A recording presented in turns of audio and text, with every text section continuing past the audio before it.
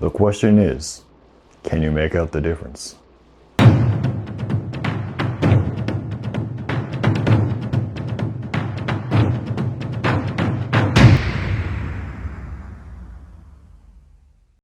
Hey everyone, how's it going?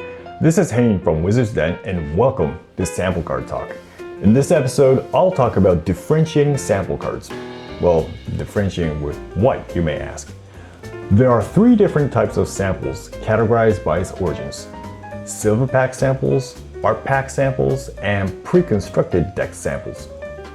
Silver packs are the earliest test booster pack samples that had no illustration on the package, and therefore was just silver colored. These were some samples that were given to Red Zone Rogue and some lucky winners at official Sorcery giveaway. Also, these are the kind of sample packs that would be received by the Kickstarter early bird pledges and high tier pledges. At least 256 packs were confirmed to have been produced. Art packs are the next generation of test booster pack samples that had pack illustration printed on the package. These were given to few content creators and others who have contributed to Sorcery in some form. It was also given to Team Covenant as a full booster box to open in their show. The exact number is unknown, but at least 44 packs were confirmed to have been produced. Finally, there are sample cards originating from the pre-constructed decks. These were the test version of the 4 elemental pre-constructed decks and were given out of various influencers. There was also one giveaway event in Red Zone Rogue Livecast. There are 4 confirmed sets of pre-constructed decks that have been produced. So these are the 3 types of sample cards, and what I'll be covering is how to tell which origin a sample card belongs to. There are 2 characteristics that have to be used to differentiate these: the color difference and the cut direction difference. Here is a table which summarizes the difference. Today I'll be covering the color difference, and the cut direction will be left for part 2 of this video. From various analysis on sample cards, it is widely accepted that the pre-constructed decks used different print sheets than the packs. Whether it was intentional or not, the pre-con cards have a stronger blue hue to it, while the cards from the packs have a stronger red hue. This can be seen strongly on the back side of the card. It can be seen on the front too, but it will require other samples to compare to make any declarative statements unless your eyes are really trained. Here are 3 samples of raw dromedaries. Each are from different origins of samples. I'll be comparing the images of each card in high resolution. For the photo shoot, I'll be placing the card in this position where the empty sleeve is placed. I'll replace the card each time and take the photo individually in the exact same position so that I get the exact same lighting condition for each of the cards. I'll later edit as a split screen so you can compare them side by side. I don't want to show it all in one shot like this, as the lighting condition will differ for all the cards. So the first shot is from the front. You will notice that the color of the pre-con cards have a more bluish hue on the skies, while the others have a more reddish hue as a whole.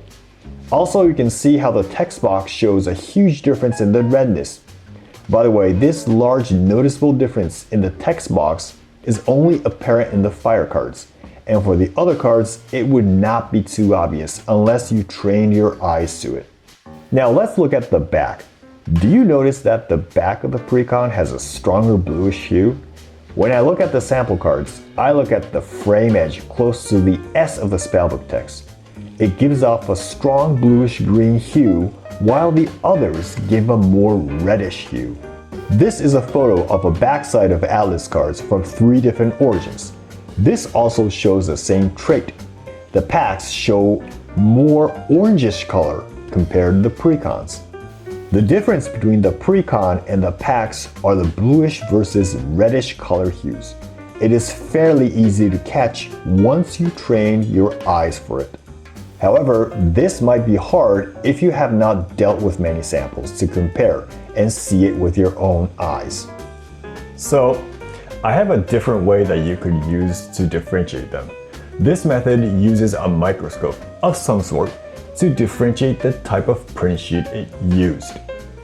For this analysis, I'll be using an Amscope 45X simulfocal trinocular zoom stereo microscope. You'll be seeing photo shoots via the digital camera that is attached to this trinocular port. The portion of the cards you'll be seeing is this section, the letter S from the spellbook or A from the atlas card. Here are the microscope images.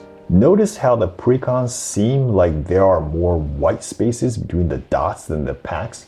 Well, the space between the dots are the same, but it appears that way as the size of the dots are different. Due to the feel of sparseness, you start to see a ring pattern in the precons, which are commonly referred to as the Rosetta pattern.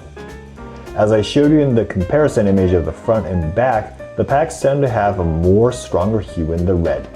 Therefore, sections where a slight gray color is used, like the text on the back, will have bigger CMY dots, and this is how you see it under the microscope.